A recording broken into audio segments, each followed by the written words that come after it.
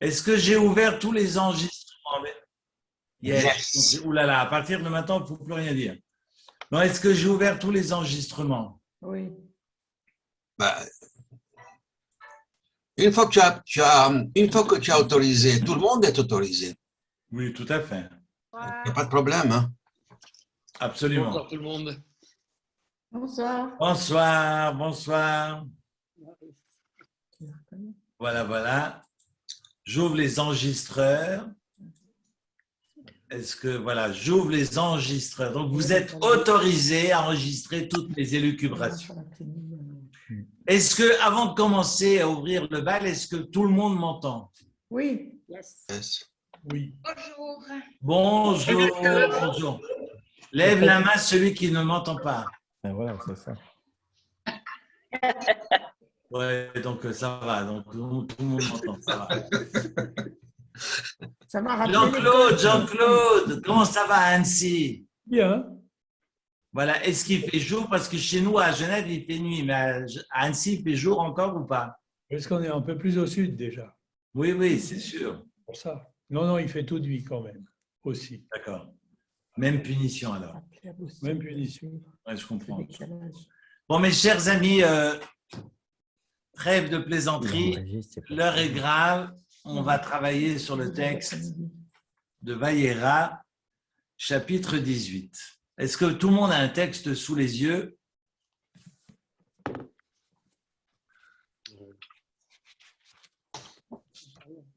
Vaïra 18. Just a minute, please. Yes.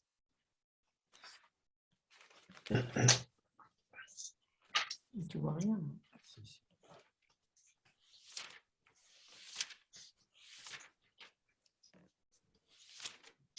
Voilà.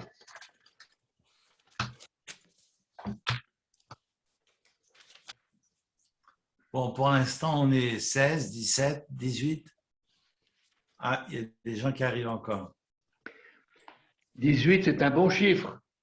Ouais, donc on doit refuser les autres qui arrivent. Hein. Moi, je vois 14. Non, tu en es 26, c'est bien. Ah oui, il y en a encore. Et Reptov. Bon, je sais qu'il y a Turin qui m'a téléphoné pour me dire que la ville de Turin ne sera pas avec nous ce soir. On attend que Joseph se rasseye. Je vous invite à ouvrir le chapitre 18 de Vaïra. Vous savez que Vaïra évoque la fin des travaux de Hercule. Et donc, on est sur la Kedat Yitzhak, mais ce n'est pas la Kedat Yitzhak, ce n'est pas la ligature de Yitzhak que j'aimerais évoquer ce soir avec vous, mais plutôt sur finalement tout le parcours, tout le processus. Et quand bien même Abraham incarne le chesed, incarne la bonté selon la Kabbale, eh bien, le bon Dieu essaie de lui apprendre la mesure. Non pas qu'il ne faut pas être bon, parce qu'on reconnaît le juif à travers le fait qu'il soit Baïchan et Rahman, nous apprend le texte talmudique dans Yevamot, qu'on reconnaît le juif à travers son humilité et sa bonté. Donc, on ne va pas dire qu'il faut cesser d'être bon pour être j'allais dire, pérenne, mais on est face à des avotes qui ont un rapport à ces midot, qui est un rapport à ces vertus, un rapport exacerbé. Raison pour laquelle le bon Dieu va essayer de mesurer, d'inviter Abraham à mesurer cette vertu de chesed dans laquelle il s'inscrit pour qu'il puisse être Magen Abraham, pour qu'il puisse être finalement Abraham Avinu, notre Père, qui nous permet de trouver un sens à notre tour, à notre vie, et demeurer à notre tour également pérenne. Ce sont les avots, ce sont les patriarches. Ce ne sont pas les maîtres, ce sont avant tout les patriarches. Et le bon Dieu qui a essayé de miser sur l'ensemble du monde va essayer à cet instant évidemment, d'inviter le monde entier à tracer son chemin, mais au Havot de montrer l'exemple. Quand on parle, et je fais très attention à cette traduction de peuple élu, parce que ce n'est pas la traduction trahison du texte de Am Ségoula, mais on est censé, en tant que, comme disait mon père, noblesse oblige, en tant qu'obligé, et non pas qu'en ayant des droits, mais surtout en ayant des devoirs de montrer l'exemple, à porter à bout de bras et témoigner de cette différence. Finalement, la leçon de l'hébreu d'Avraham Avinu à Ivri, celui qui passe sur l'autre rive, non pas pour s'écarter du monde, mais pour réapprendre aux uns et aux autres que nous sommes tous différents, et c'est parce qu'il y a différence qu'on doit apprendre à vivre ensemble. Le passeur. J'ai fini, exactement, j'ai fini mon cours, donc on peut s'arrêter là. Non, je vous rassure. Mais ce qui est sûr, évidemment, je rejoins tout à fait ce que Maurice vient de dire. À Ivry, c'est le passeur. À Ivry, également le juif. À Ivry, c'est celui qui passe de l'autre côté. Comme disait Jabès, celui qui passe sur l'autre rive.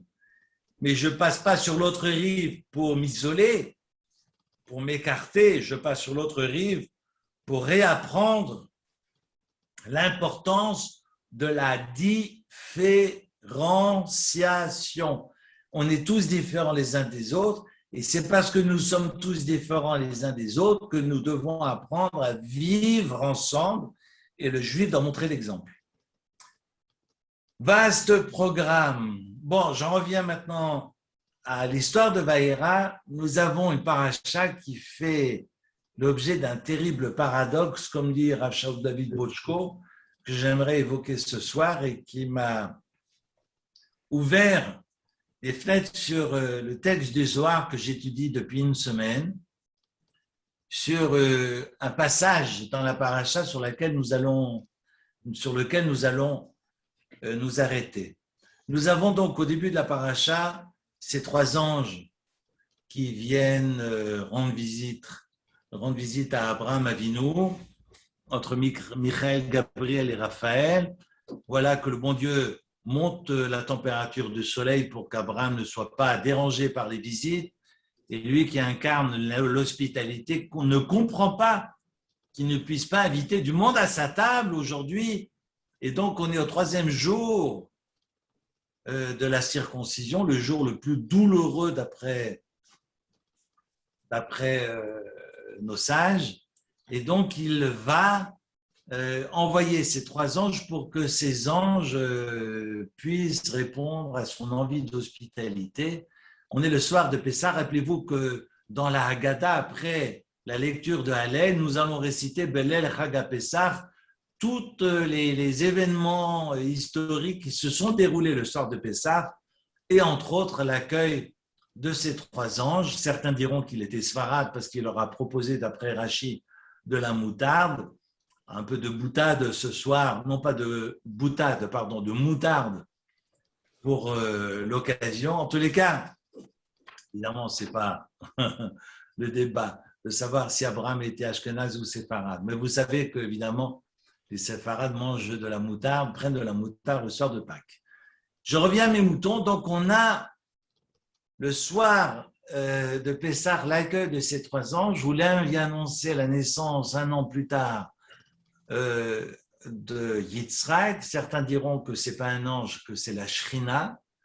Et donc, après cet échange de bonnes nouvelles, deux anges vont rester, Gabriel et Raphaël, qui vont, alors certains disent Michael, je n'ai pas vérifié, pardonnez-moi, et donc ces deux anges vont rester avec Abraham et vont aller vers la ville de Sodome et Gomorrhe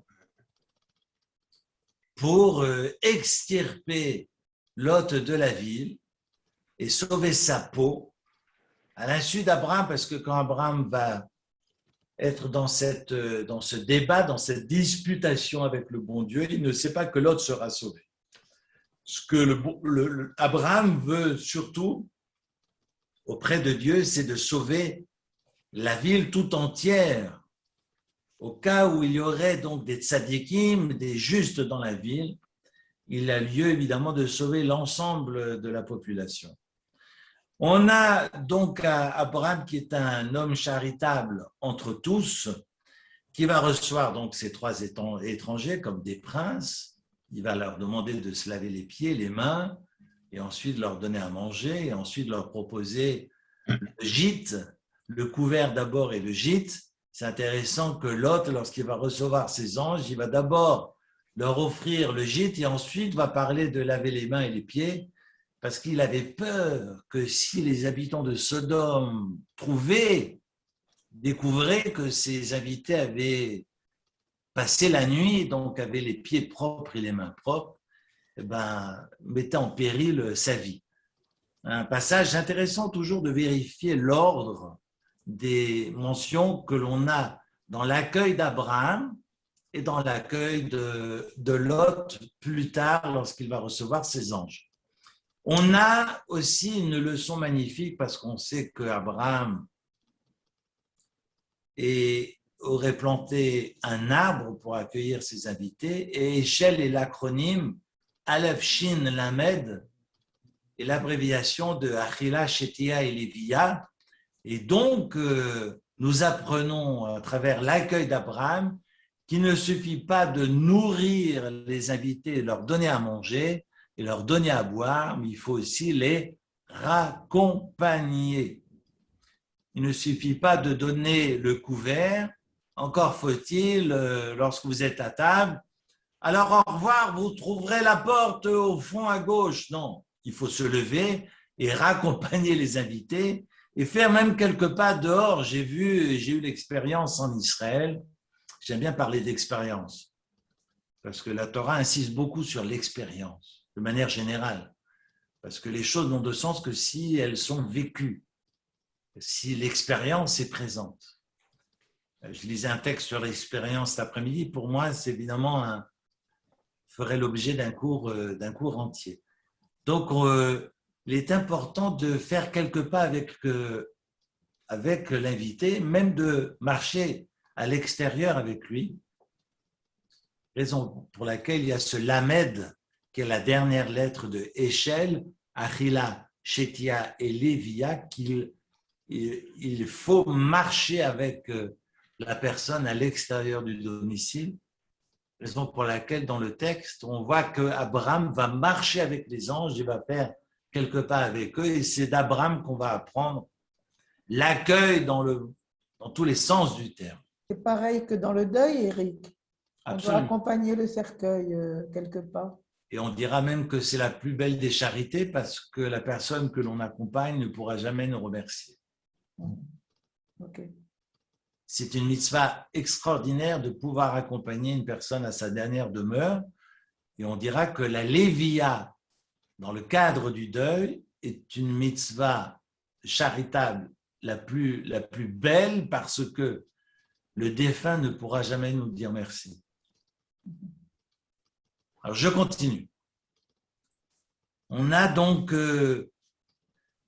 Abraham qui va implorer le bon Dieu pour Sodome et Gomorrhe. On va avoir Abraham qui va contracter ensuite une alliance avec Avimelech. On l'a vu tergiverser avec Pharaon, mais avec Avimelech, il va contracter une alliance.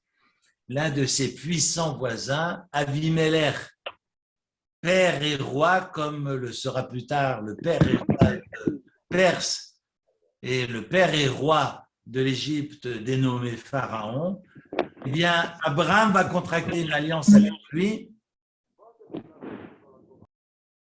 et on verra aussi cet homme de paix, cet homme de la charité, eh bien, accepter sans broncher, sans dire le moindre mot par rapport à l'ordre du bon Dieu qui lui ordonne de donner son fils comme holocauste. Et comment a-t-il pu demander, comment le bon Dieu peut demander à un homme aussi charitable finalement d'accomplir un acte aussi terrible que de sacrifier son fils après qu'il ait prouvé au monde entier qu'il est la charité par excellence, qu'il est le chesed, comme dit le Zohar, qu'il est le chesed sur deux pieds, qu'il incarne finalement toute la générosité dans tous les sens du terme. Alors, j'aimerais revenir avec vous sur ce long dialogue avec le bon Dieu. On est au chapitre 18 et j'aimerais juste reprendre le texte avec vous.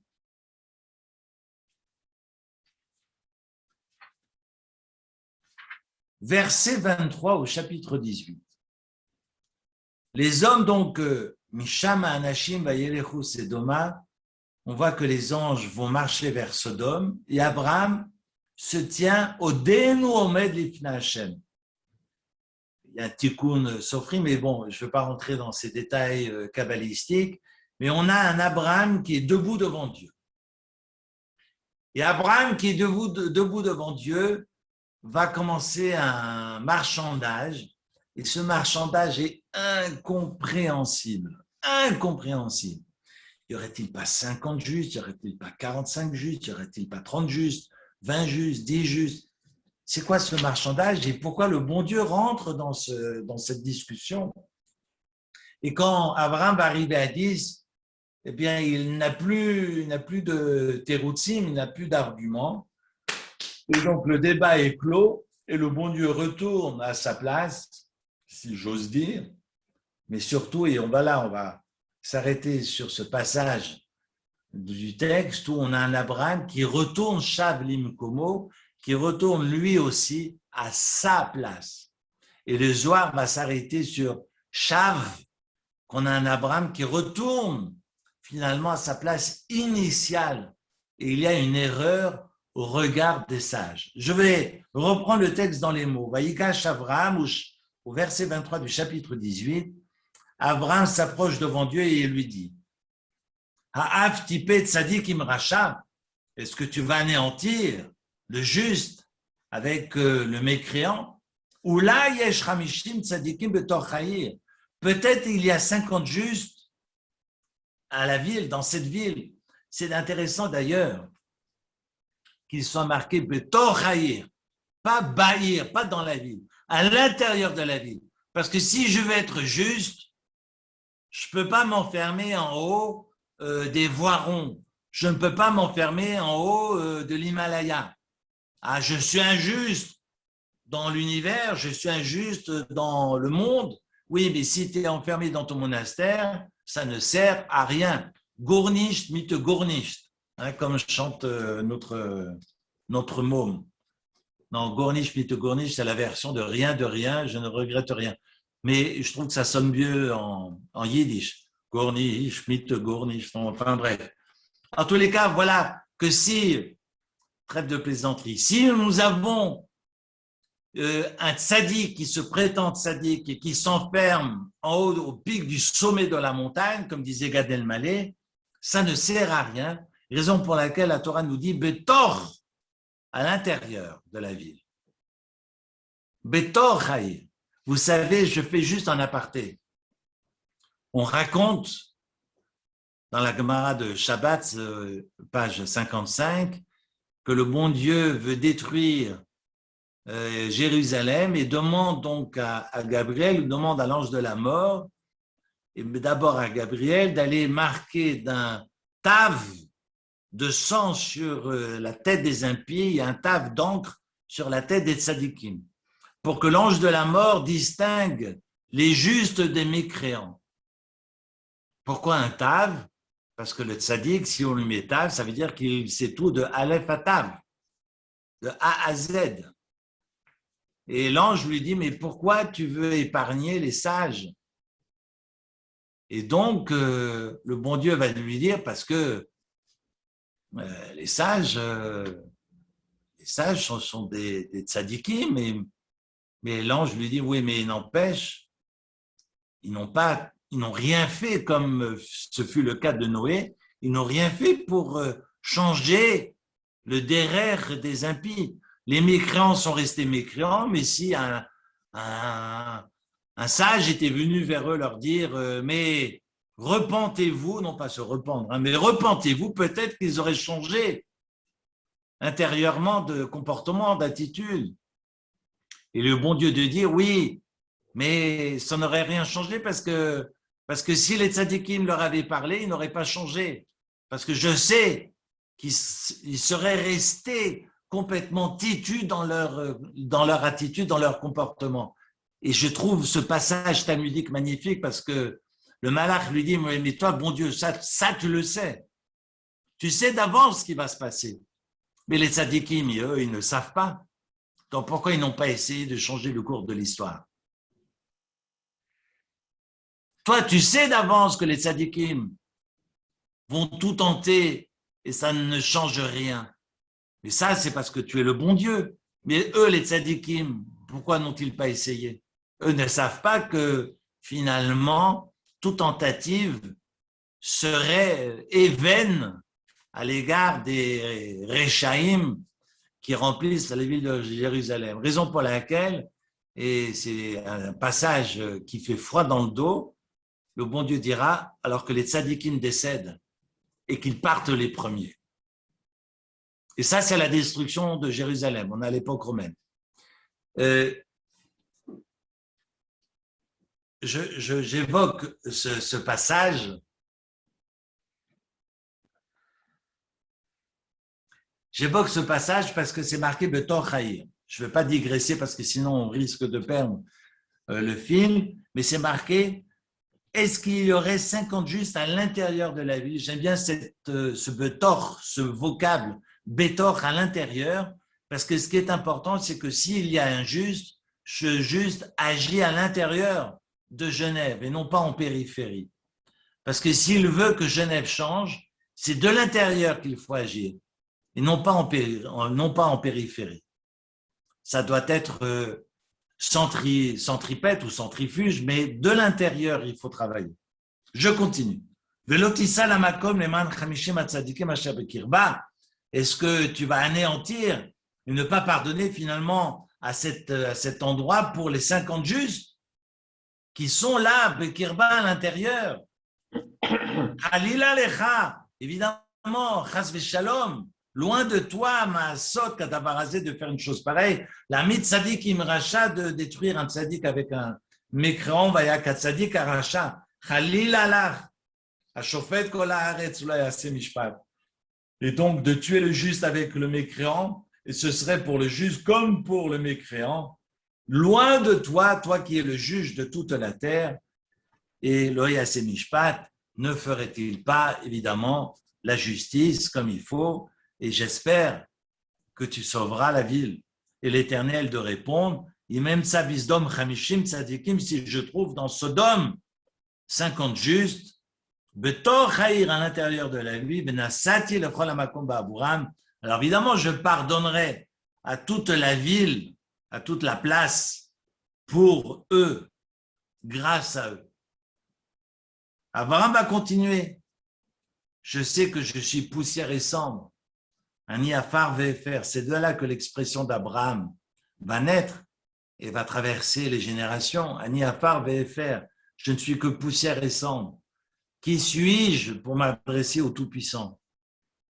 Mais il ose les battre et demandera au bon Dieu, mais peut-être qu'il y a 50 justes, mais 5 auxquels ils vont manquer les 50, et c'est la raison pour laquelle tu détruirais la ville, et Dieu va lui dire, non, je ne détruis pas. Lo ashrit imensa sham arbem vechamisha, si je trouve là-bas 45, je ne détruirai pas la ville. Je continue au verset 29, et il continue.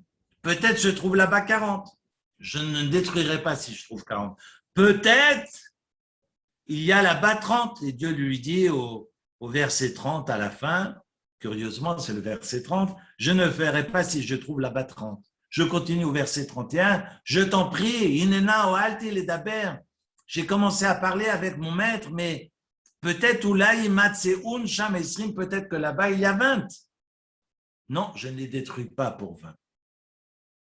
Que bon Dieu ne se mette pas en colère contre moi, contre moi. La Shem Badabera Chapam, parce que j'aimerais encore parler juste une seule fois. Peut-être, ou là, Yimatseun Shamasara, peut-être que se trouveront dans la ville 10 justes. Et le bon Dieu dira, Yomer lo ashrit bavour asara, évidemment, je ne détruirai pas pour les 10 justes qui se trouveraient là-bas. Ce qui n'est évidemment pas le cas, raison pour laquelle le bon Dieu décide de détruire Sodome et Gomorrhe pour leur faute dans leur attitude et leur faute dans leur chair. On pense bien de ce qui représente la faute dans la chair et dans leur attitude, évidemment, comme nous l'explique la Gemara que nous avions partagé ce Shabbat dans Sanhédrin, c'est l'attitude dans leur comportement.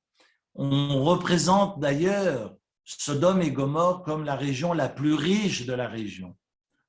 Il suffisait de souffler sur le sable, il y avait de l'or, il y avait partout de l'or. À telle enseigne que les habitants vont vouloir garder cet or pour eux et que tout visiteur qui passerait par là, consciemment ou inconsciemment, serait écarté, soit pendu. On trouvera toujours une excuse, d'ailleurs une excuse, des terroutes pour le pendre. C'est pas seulement les goudrons et les plumes, mais c'est voilà, pendu haut et court. Et c'est intéressant, je n'ai pas la Gemara ici dans Sanhédrin, mais j'ai pu la partager avec certains d'entre vous. On sait que, par exemple, on a le Eliezer qui va venir manger un banquet, à une fête à Sodome, et vu qu'on n'a pas le droit de prêter, et on n'a pas le droit d'inviter, de prêter à un inconnu, lorsqu'il va s'asseoir à une table, il y a le gars à côté qui lui dit « Mais qui t'a invité ?» Et puis, Eliezer va dire, évidemment, il a faim, il aimerait pouvoir rester assis à la fête, hein, parce que, franchement, le Richemont ou le président Wilson, à Sodome, ça vaut la peine, parce qu'on y mange bien. Et donc, il dit au gars à côté, c'est toi qui m'as invité. Alors, le gars, il dit, peut-être qu'il ment, le problème, c'est que si les gens apprennent que c'est moi qui l'ai invité, ils vont faire ma peau. Alors, il s'est enfui. Et comme ça, Eliezer c'est un peu poussé sur le banc. Et puis le gars d'après lui dit, mais qui t'a invité? C'est toi qui m'as invité. Et ainsi de suite, il va finalement décaler tout le monde et on va avoir tous les présents qui vont fuir et Eliezer se retrouve seul. C'est l'histoire que rapporte la Gemara qui m'a fait beaucoup rire. Je crois que c'est la page 104, sauf erreur, je ne sais plus. Mais on a je crois que c'est Kouf tête, non, 109. C'est pas Kouf Dalet, c'est Kouf tête. Amoud Bet, ou Amoud Aleph ou Amoud Bet. Non, Amoud Bet. Donc c'est la page 109 dans Sanhédrin. Et on a donc un Eliezer qui va réussir à repousser tout le monde et se retrouver seul au banquet. Je trouve l'idée géniale. Si j'avais été à la place d'Eliezer, je ne sais pas si j'aurais été aussi pertinent, perspicace, si finalement il se retrouve seul à la fête et il a tout le banquet pour lui tout seul. Enfin, il n'y a que dans Obélix que j'ai pu lire une chose pareille, la ville, mais c'est dire que finalement on est dans une ville où le don à l'autre est totalement interdit, raison pour laquelle dans les pires cavots, dans les Maximes des Pères, on présente Sodome comme finalement la mesure la plus horrible qu'il soit. C'est celui qui dit que ce qui est à toi est à moi. Évidemment, ce qui est à moi est à moi. Je ne partage rien, mais ce qui t'appartient finalement m'appartient aussi. Sodome et la Réchaout, c'est finalement l'horreur absolue dans les représentations qui nous entourent. J'entendais de Rav Ashkenazi l'histoire magnifique de cet homme qui tombe dans un trou, dans le shtetl, et c'est quelqu'un tellement d'avare qui est incapable d'ouvrir sa main. Il y en a comme ça, qui est tellement égoïste que même ce qu'ils ont mangé, ils le retiennent et finissent à l'hôpital parce qu'ils sont incapables même à ce niveau-là je passe des détails, mais j'en ai connu. Ça devient pathologique. Mais quand on est égoïste, non pas sur le plan digestif, mais également au niveau de la main, on a cet homme qui tombe dans le trou et tout le monde vient lui dire, mais donne ta main, je te tire de ce trou, donne ta main que je te sorte de ce trou. Et le gars, il ne veut pas sortir, il reste au fond, il dit non, laissez-moi. Et tous les habitants du shtetl viennent lui dire, mais donne ta main, je te hisse. Et comme ça, tu pourras, et il passe un jour, 2 jours, il va finir par mourir de faim et de soif. Et quand on va voir le rav de la ville, il dit, j'ai compris, j'ai trouvé la solution. Il arrive devant cet avare, devant cet homme, il lui dit, prends ma main. Et là, il lui prend la main, effectivement, et puis il le sort du trou. Vous voyez que même au niveau des expressions, comme quand on est pathologiquement malade, quand on me demande de donner la main, même ça, c'est difficile. Le rabbin vient lui dire, prends ma main. Et là, il arrive à le sortir du trou. Sodome symbolise l'avarice, symbolise l'égoïsme dans tous les sens. Et quand il y a cet échange avec le bon Dieu, Abraham essaye de sauver la peau, peu importe si ce sont des Réchaïm, mais vous savez bien que les psaumes du roi David, le psaume 104 qu'on récite à tous les Rosh Chodesh, le dernier verset du psaume 104, Kouf Dalet, c'est marqué Yitamur Chataim in Haaretz. Il y a une Gemara magnifique dans Brachot là-dessus, parce qu'on a ce rave qui va prier pour que les voyous qui habitent près de lui meurent, et sa femme lui dit, mais attends, tu ne peux pas dire qu'ils disparaissent, parce que ce n'est pas marqué Yitamur Choteim, c'est marqué Yitamur Chataim. D'ailleurs, lorsque vous ouvrez des traductions de ce psaume 104, c'est marqué que disparaissent les pécheurs, Yitamur Chataim Minares, que disparaissent les pécheurs de la terre. Mais ce n'est pas marqué les pécheurs, c'est marqué les péchés. Yitamu, que cesseront, que disparaissent, Chataim, les péchés minares de la terre, non pas Chotim, parce qu'on espère que ce qui émane de la personne n'est pas finalement la personne et que la teshuva, toute personne, quelle qu'elle soit, même la plus horrible possible, a encore la liberté de changer fondamentalement et de revenir vers Dieu. Le verset nous dit Yitamu Chataim, et donc la Gemara nous dira, ne dit pas Choteim, mais c'est marqué Chataim, et donc ce sont les péchés qui doivent cesser, et non pas que meurent et disparaissent les pécheurs. On est d'accord? Et donc la tfila représente l'arme la plus belle qui soit. Abraham va essayer de prier en faveur de ses habitants pour que le bon Dieu sauve la ville. Mais dans cette ville, même 10 justes n'existent pas. Et le verset dira donc au verset 33, regardez bien, c'est la fin de la deuxième montée de la paracha que nous avons lu samedi. Vayelech Hashem kasher kila ledaber el Abraham. Lorsque il eut fini de parler avec Abraham, le bon Dieu s'en alla, il partit. Abraham shav limkomo. Et Abraham retourna à sa place. Et le Zohar s'arrête sur ce mot limkomo. Il retourne à sa place. Ça veut dire quoi à sa place? À ses convictions premières.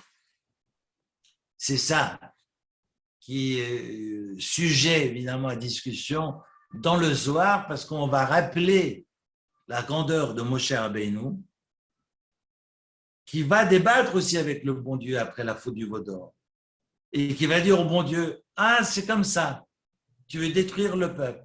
Alors si tu détruis le peuple, efface mon nom. Mechenina, efface mon nom de grâce, misifrecha de ton livre.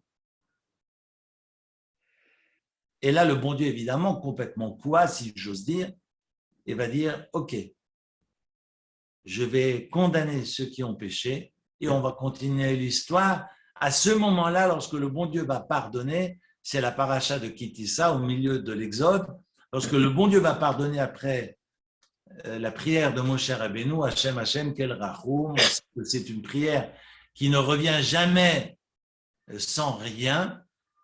Et c'est évidemment cette tefila que nous allons clamer le jour de Kippour.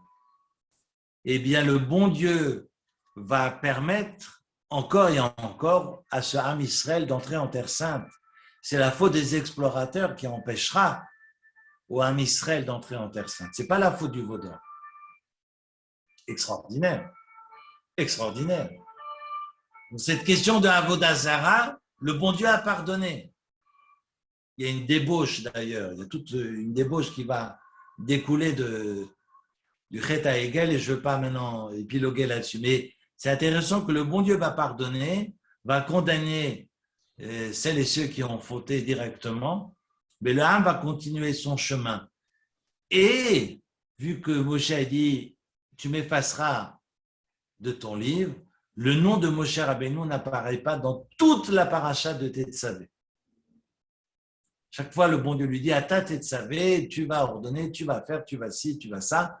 Mais le nom de Moshe n'apparaît pas dans tout le texte de Tetzavé parce que finalement, aucun mot n'est anodin dans la bouche d'un prophète. Moshe Rabbeinu a dit « efface mon nom », son nom est effacé.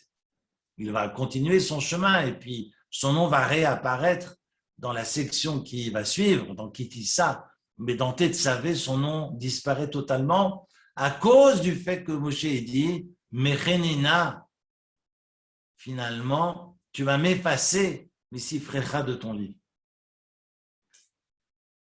Alors, on perçoit pour certains comme un échec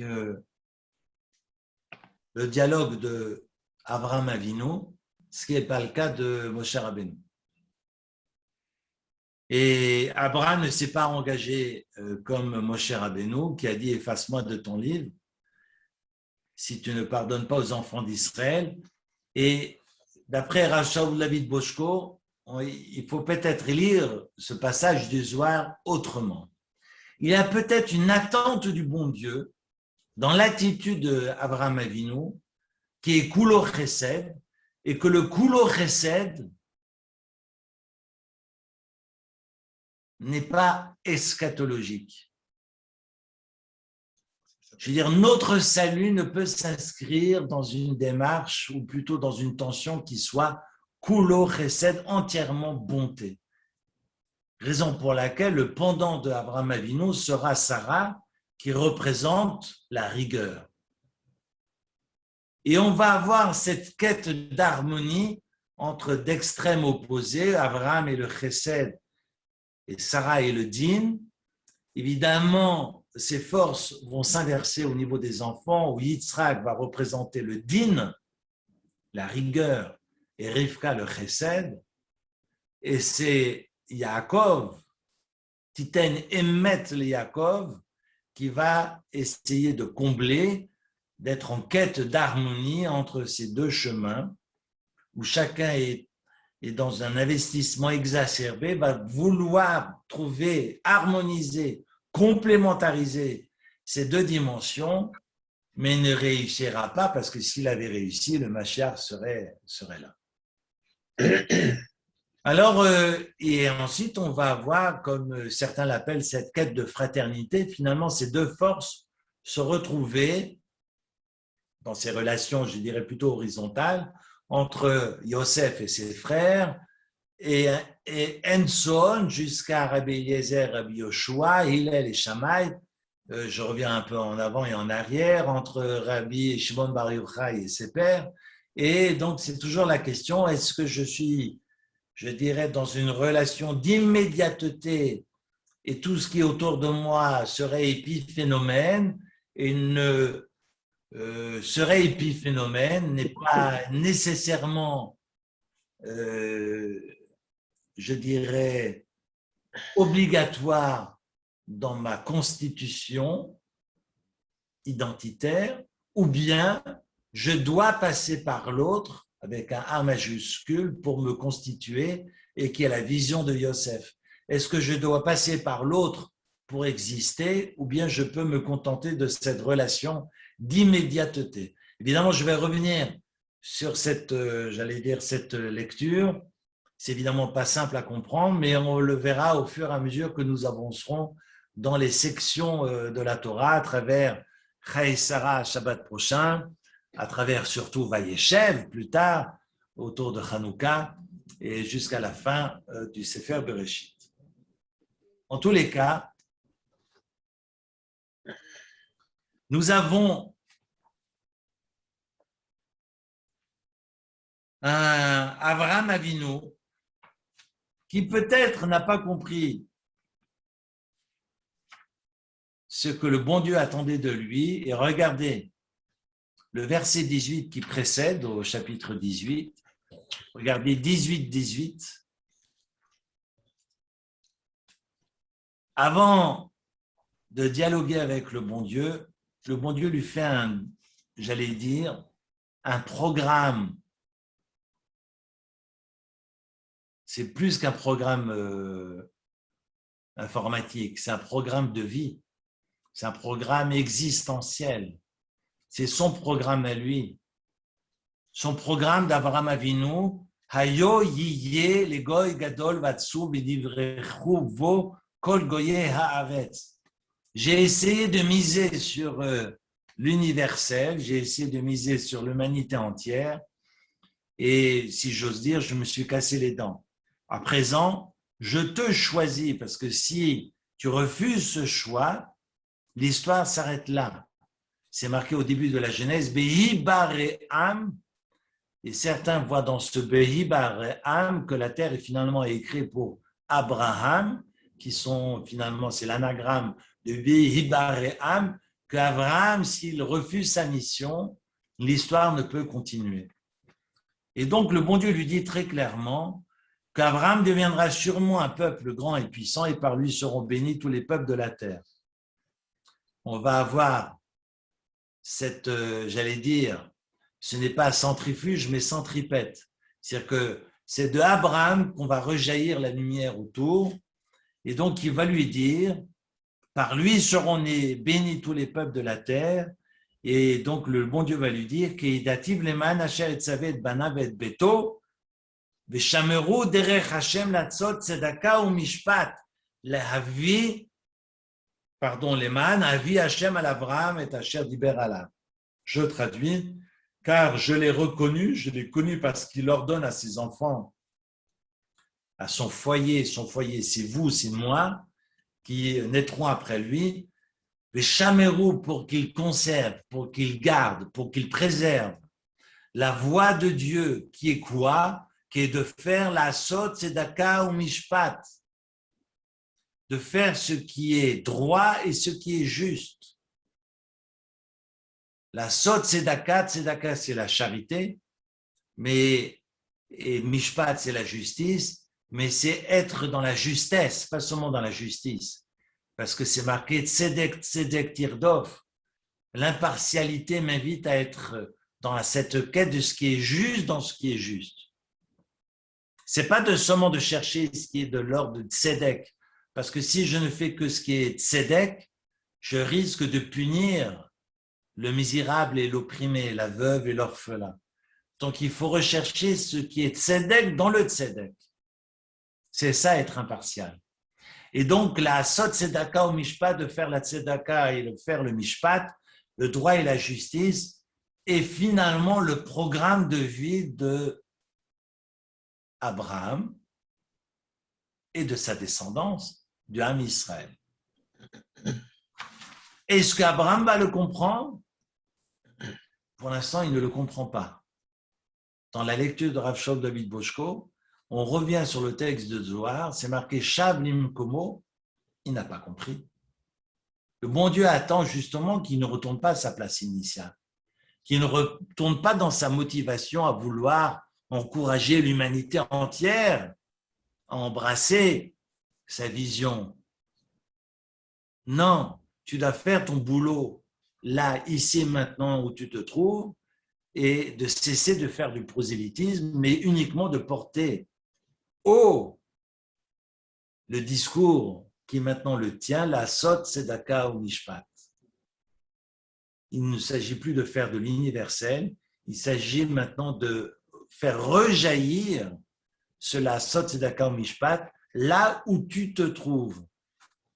On va avoir évidemment une attitude qui va se répéter, parce que dans le désaccord entre Sarah et Abraham, quant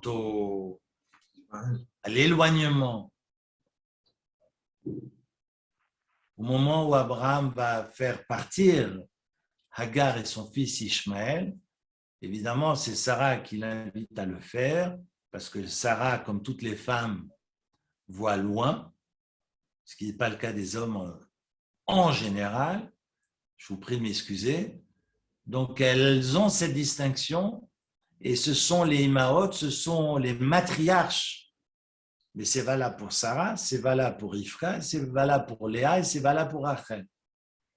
Les hommes vont batailler, mais celles qui perçoivent l'horizon, ce ne sont pas les Avot, ce sont les matriarches, ce ne sont pas les patriarches. Je vous prie de m'excuser, messieurs. Je ne dirais pas mesdames, mais messieurs. Et c'est la raison pour laquelle Sarah va dire, ce n'est pas lui qui va hériter de toi, c'est notre fils et je te demande, vu l'attitude d'Ishmaël, que tu le demandes, que tu le fasses partir de la maison. Et c'est marqué Vaïra, et que la demande de Sarah fut mal perçue, fut mal vue d'Abraham.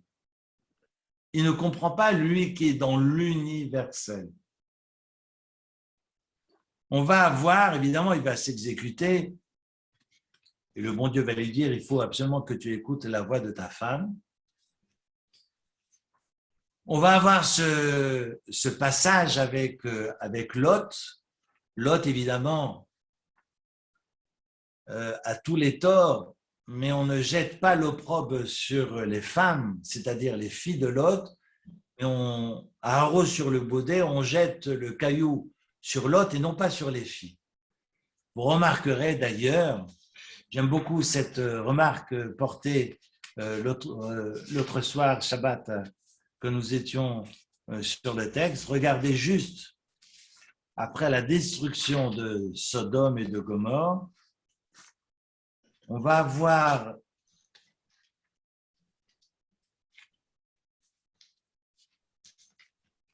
je regarde le texte.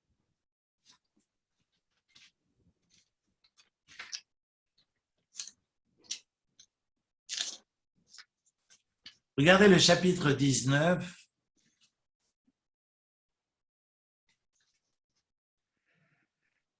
Verset 33, les filles firent boire leur père du vin.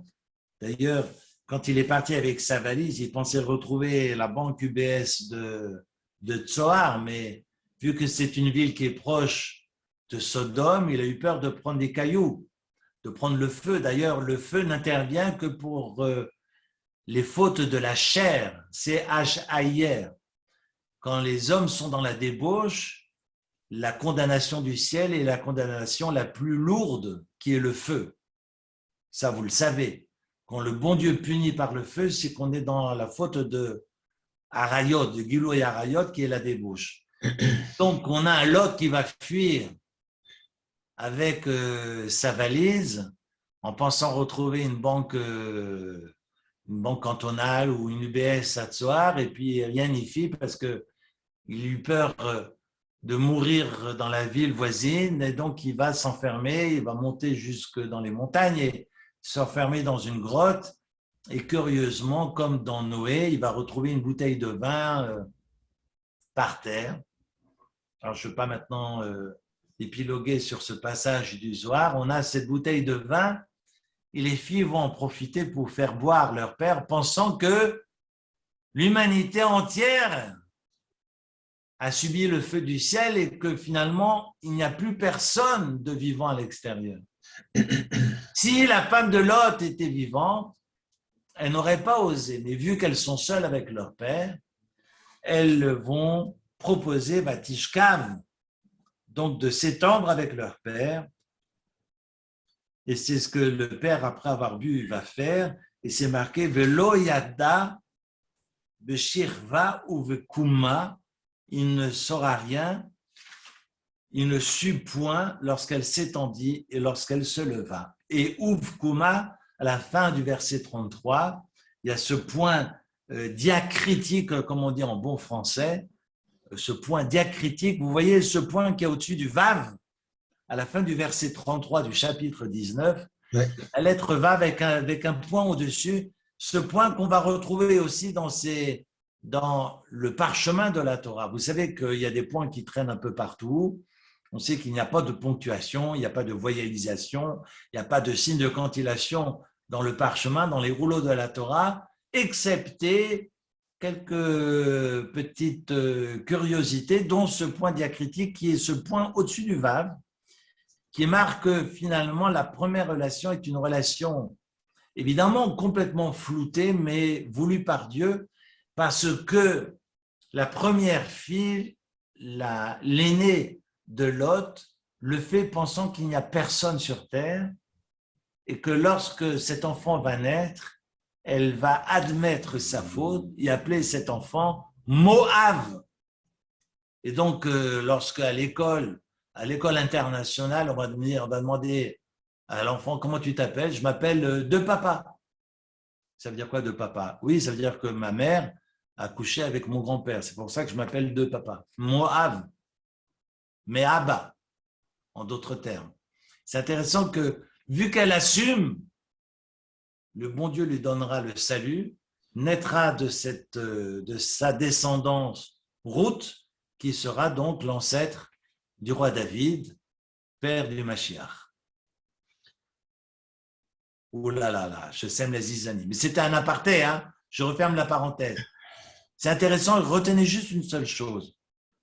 C'est que quand la période est trouble, comme nous le vivons aujourd'hui, parce que Lot en français veut dire couvert, troublé. Lot Maharafel. Lot, lat. Hein? Lot veut dire couvrir.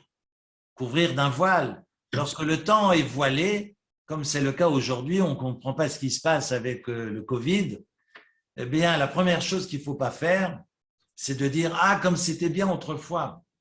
Parce que ceux qui ont regardé en arrière ont été transformés en statues de sel.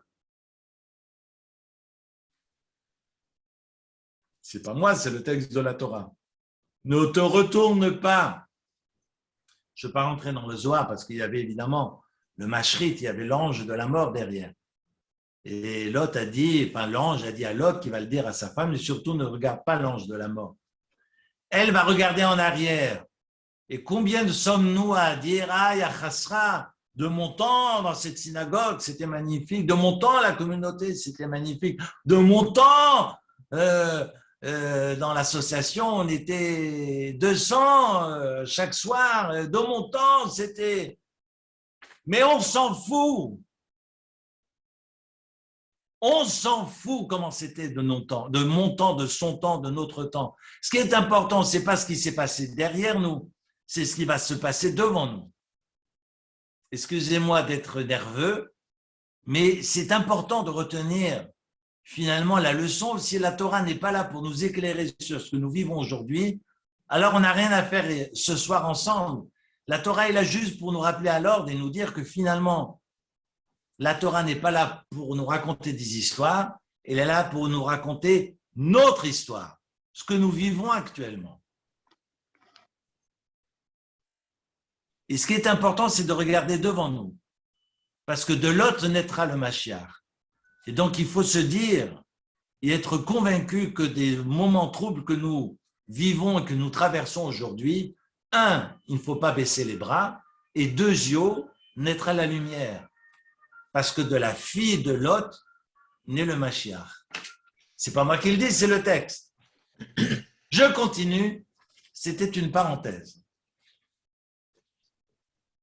Vous avez Abraham qui va se retrouver à Grar. Regardez, au chapitre 20, Abraham voyage vers la terre du sud, il s'installe entre Kadesh et Chour, il va résider à Guérar, et va se retrouver face au nouveau roi du coin, tout puissant qu'il fut, et c'est évidemment Avimelech.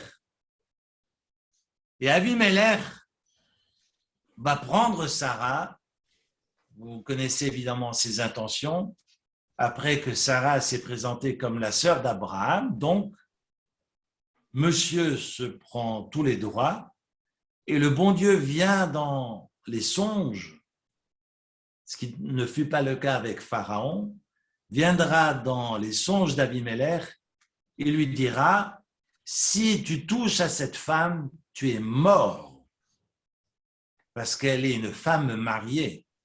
Et voilà qu'Abimelech ne s'est pas approché, mais va répondre, c'est extraordinaire, parce qu'on a, et je trouve ça magnifique, on a des rois païens, si j'ose dire, qui vont échanger, qui vont converser avec le bon Dieu. Extraordinaire quand on y pense. Et va lui dire, Hagoy gam sadik ta'arog, Seigneur, tu aurais tué aussi un peuple juste comme le nôtre, on n'est pas comme ces Égyptiens, nous on n'a rien fait, regardez, c'est lui qui m'a dit, c'est ma sœur, et elle aussi a dit, c'est mon frère, regardez, Betam levavi ou benikon kapay asitizot, évidemment j'ai fait ça avec un cœur totalement clean, je suis propre dans mon cœur et dans mes mains. Bon, enfin, si on connaît ses intentions, on est tous à dire, oh, non, mais regardez, j'ai aucune mauvaise intention, tu parles. Mais pourquoi il a pris Sarah?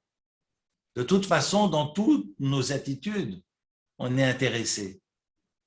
Pourquoi on va prier à la synagogue? Moi, je vais prier à la synagogue pour gagner au loto. Le docteur, il va prier à la synagogue pour que, non pas que ses patients guérissent, sinon il ne travaille plus. Évidemment, si vous vous rendez compte, si ces patients guérissent, c'est la cata. Si les psychologues voient leurs patients finalement trouver la joie et le bonheur et l'allégresse, ils n'ont plus de boulot. Pourvu que ce soit la, excusez-moi d'être grossier, pourvu que ce soit la merde. Et comme je sais pas moi, les mécaniciens, les garagistes rêvent tous les jours et prient le bon Dieu pour qu'il y ait des accidents. Parce que sans accident, ils n'ont plus de boulot. Chacun a des intentions.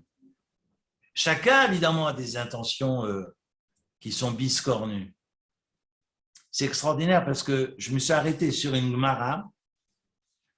Malheureusement, il n'y a pas de traduction française de cette Gemara. C'est dans Baba Kama, la page 92. Dans Baba Kama, c'est marqué, je vais vous lire, lorsqu'un invité arrive dans la ville, il ne faut pas commencer à se poser la question, allez, iske ishto shoalimoto.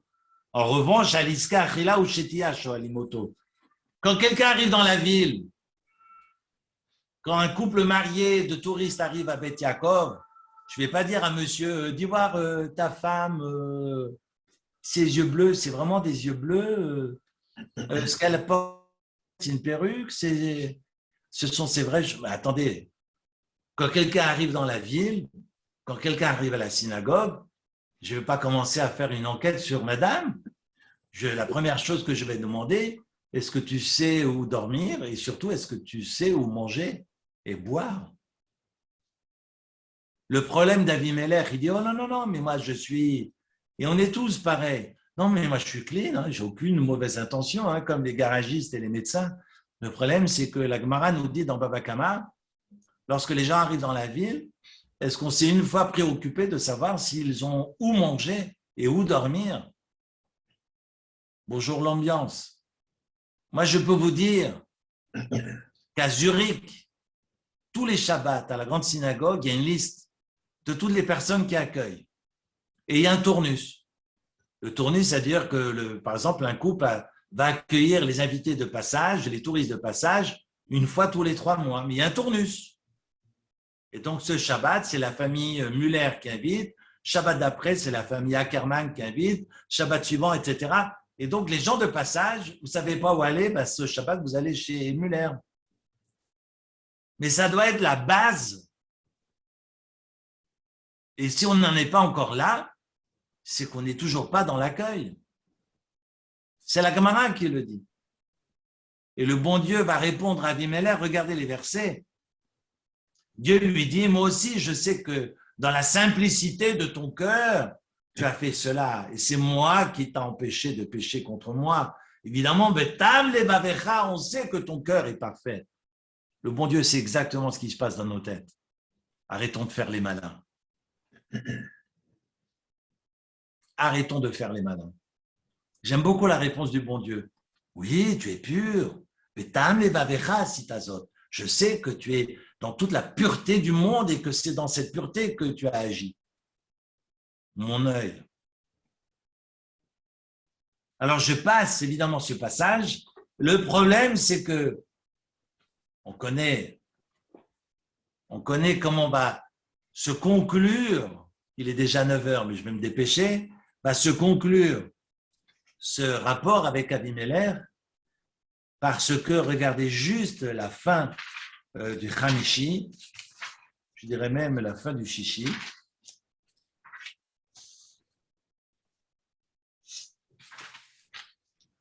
Chapitre 21, verset 33.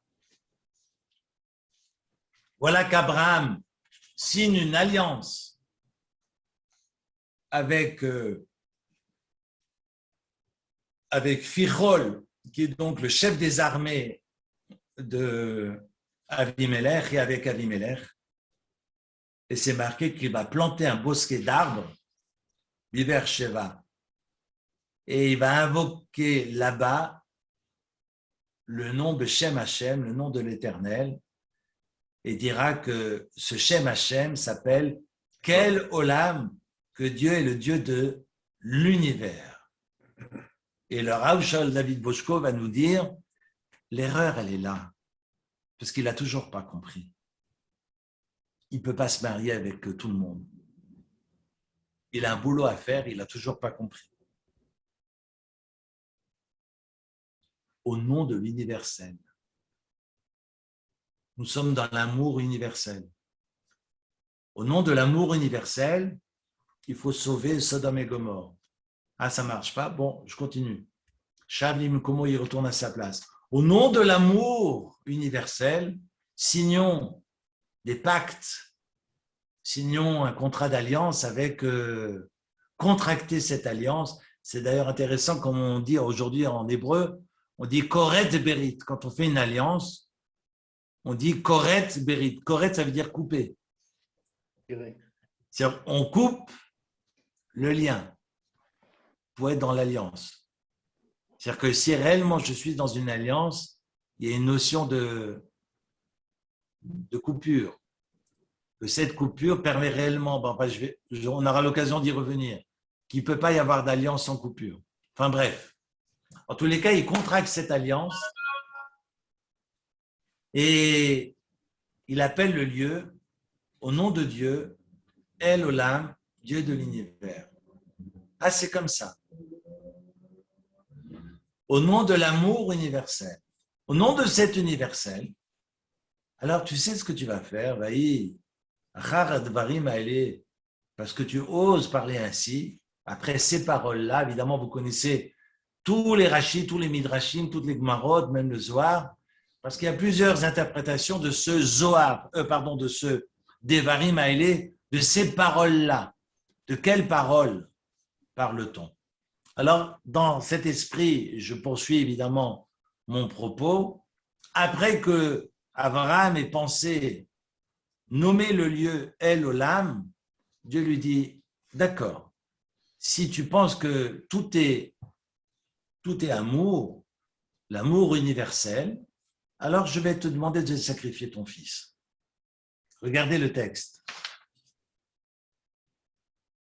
Vayomer, Karna, je t'en prie, prends ton fils. Lequel? J'en ai deux. Non. Et Yechidecha, ton unique fils. Oui, mais lequel? J'en ai deux qui sont uniques. Non, tu n'as pas compris. Asher Ahavta, celui que tu aimes. Oui, mais attends, moi je suis un patriarche universel et j'en ai deux que j'aime. Tu n'as pas compris. Et Yitzhak, c'est Yitzhak dont je te parle. Velech lecha l'eretz Moria, va aller où Sham Leola. Je te demande que tu ailles vers le pays de Moria et que tu l'élèves en holocauste et que tu sacrifies sur l'autel de l'universel, ton fils, au nom de l'universel, au nom de l'amour universel. Ah ben, si c'est le cas, alors tu prends ton fils et tu vas le sacrifier sur cet autel de l'universel.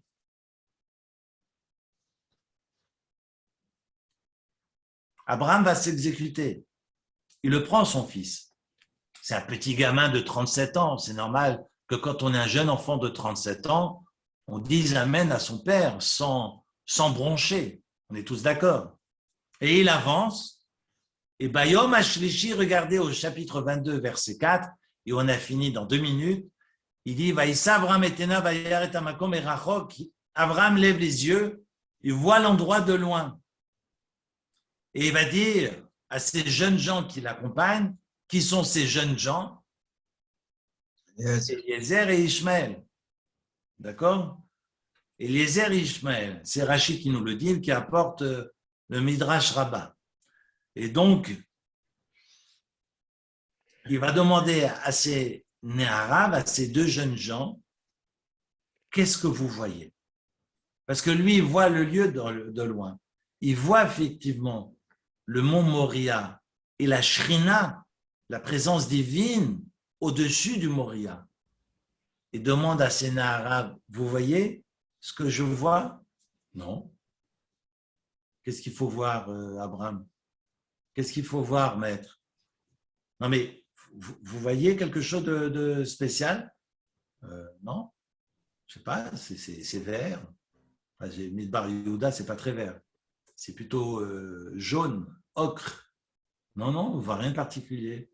Bon, c'est d'accord. Là, il a compris. Abraham, d'après Rav Shaul Levi de Boshko, c'est à ce moment-là qu'il va comprendre.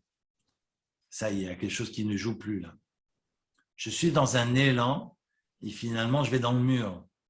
Là, il y a quelque chose qui ne joue plus. Il a compris que ces Néharav ne voient pas ce que lui voit. Et que le devoir maintenant qu'il va devoir endosser n'est pas celui qu'il portait jusque-là. Il dira à ses enfants, à ces 2 jeunes gens, « Chevu lachem po imachamor » installez-vous ici, restez là avec l'âne, Vani Vanahar Nelchatko, et j'irai avec le jeune homme, la personne de Yitzhak, nous irons jusque-là, nous nous prosternerons et nous reviendrons, d'ailleurs c'est écrit au pluriel, vers vous. Et après, on a cet échange où c'est la première fois que cet enfant parle. C'est intéressant que ce jeune Yitzhak n'ait jamais parlé jusque-là. Papa, bon bref, c'est un autre débat, mais c'est intéressant qu'il va dire ce que le Zohar va mentionner, Ima Chamor, avec l'âne, Chamor, c'est évidemment les mêmes lettres que Chomer, la matérialité. Vous n'êtes pas capable de vous hisser là où je veux vous emmener, donc vous restez avec le Chomer. Vous allez rester ici, et moi je continue mon chemin avec Yitzhak. Et là, les chemins se séparent. Et ils iront ensemble. Voilà ce que la Hakeda, qui finalement le moment, j'allais dire, historique d'Abraham, où Abraham va accepter, je pense, la plus dure des épreuves, qui va permettre à Abraham de comprendre que les 2 jeunes gens qui sont avec lui ne sont pas du même acabit. Il ne s'agit pas de jeter la pierre, mais il s'agit de comprendre que maintenant, il faut tracer un chemin qui n'est pas le chemin tracé jusque-là. Et ça c'est Shav Limkomo, comme disait le Zohar. On a un Abraham qui retourne à sa place, mais là, il ne retourne plus à sa place. Et ce quand Yitzhak va lui dire, mais Ayelo, regardez ce que dit le texte, au verset 7, Abraham dira à son père, Avi, papa. Et le père lui dit, Hineni béni, me voici, fiston. Je vois le feu, je vois le bois, mais aïe, où? Haseleola, où est l'agneau pour l'Holocauste? et le père de lui dire « Yirelo », Dieu verra, on traduit par montrer, Dieu verra pour lui l'agneau, Léola béni, pour Holocauste, virgule, mon fils. Évidemment, Yitzhak a compris qu'il ne fallait pas mettre la virgule. Et c'est marqué, ils marchèrent main dans la main. Je crois que le rabbi de Kotz voit la grandeur de Yitzhak, non pas dans le fait qu'il donne la main à son père pour monter, mais qu'il donne la main à son père pour redescendre. Parce que la force du juif, ce n'est pas de se hisser, mais c'est de se maîtriser dans sa chute d'Icare, si j'ose dire. Et c'est intéressant que, et je vais finir là-dessus, le père a dit, Dieu montrera quel est l'agneau. Et lorsque le bon Dieu va lui retenir le bras, il ira sacrifier un animal à la place de son fils et il sacrifiera un agneau.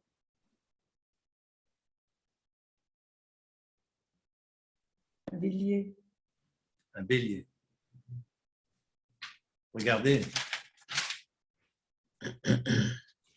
Regardez le verset 13. Vaïssa Abraham et Tenav, Abraham lève les yeux, Vaïar Biné Aïl, et il voit un bélier. Achar Nechaz Basevach Bekarnav, qui est embarrassé dans le feuillage par ses cornes. Il va le prendre et il va sacrifier le bélier à la place Tachat Beno de son fils. Le bélier représente quoi par rapport à l'agneau? Force. La force. Sûrement. C'est le père de l'agneau. Le père de l'agneau. Vous avez tout compris. Il va sacrifier l'agneau et finit par sacrifier le bélier, qui est le père de l'agneau. Et symboliquement, évidemment, on est dans un passage de la Torah qui est évidemment puissant, comme tous les passages de la Torah, mais qui nous réapprend la place que chacun doit occuper dans une famille, dans une cellule familiale. Et le père a compris que pour permettre au fils de continuer son chemin, il ne faut pas faire couler de sang. C'est un sacrifice, non pas de sang, mais un sacrifice symbolique à opérer. Comment je suis capable de permettre à l'autre de rester autre et tracer son propre chemin. Voilà un nouveau programme. Évidemment, ça fera l'objet du cours de la semaine prochaine. Ce qui est important, évidemment, de comprendre, c'est ce que je voulais partager aujourd'hui avec vous autour de l'attitude d'Abraham et dans sa, j'allais dire,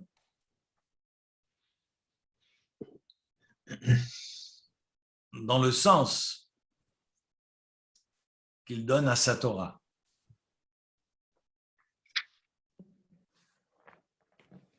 Voilà pour aujourd'hui. Comme d'habitude, c'est silence complet quand tu finis. Non, mais c'est pas le but, c'est pas le but. Non, mais on réfléchit. Mais je vous laisse réfléchir et puis on reprend la semaine prochaine. Parce que là, il est 21h13, les cocottes minutes ont fini par exploser. Moi, je vais avoir des problèmes avec les pompiers. Si ça se trouve, toutes les factures vont arriver chez moi. Je ne veux pas d'histoire. Je vous laisse manger. Toda rabba. Merci,